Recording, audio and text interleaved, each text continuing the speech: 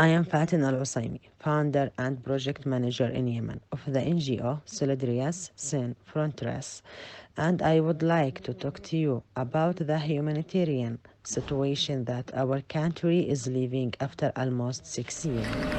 Launching of clean water let families leave them home to looking for water anywhere, to wash them clothes and to drink, and these sources of water it is not clean, that let them facing very dangerous disease like cholera and COVID-19. And with this case also many people suffered from the loss of clean water, like this what we saw here.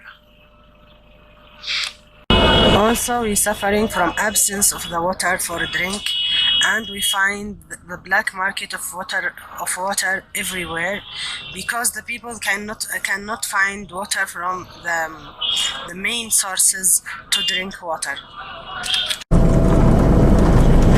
As we saw, the little girl, they become to work from the early age, or they become to getting married in early time also, because them families cannot bring them to go to get education from the schools, and they cannot give them good food or good place to stay in or to live in. The women become hard worker because they haven't time to go to the get education or to live in them homes because of the situation of Yemen, or they may let them to get married in very early time before they finish them child time, or to get enough time to stay at home. One of the big problem in Yemen at these days, it is the absence fuel. This absence fuel affected in the transportation, affected in the services of the hospital. As we say, the hospitals without electricity, they cannot work because it is no fuel. They cannot take care about them present. Also in summertime they cannot open sometimes these hospitals to take care about the people. This make many problem for the disease like cholera in the beginning and COVID-19 now. As we say,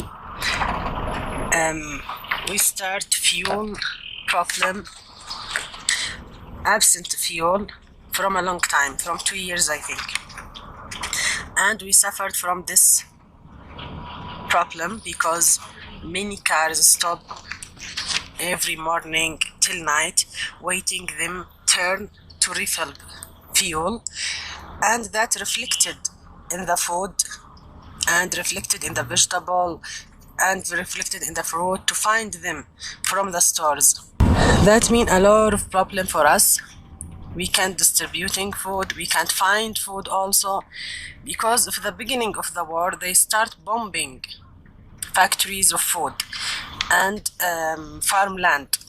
After that problem start bring food from outside of Yemen, and we didn't find the food on the stores, we find it from the black market.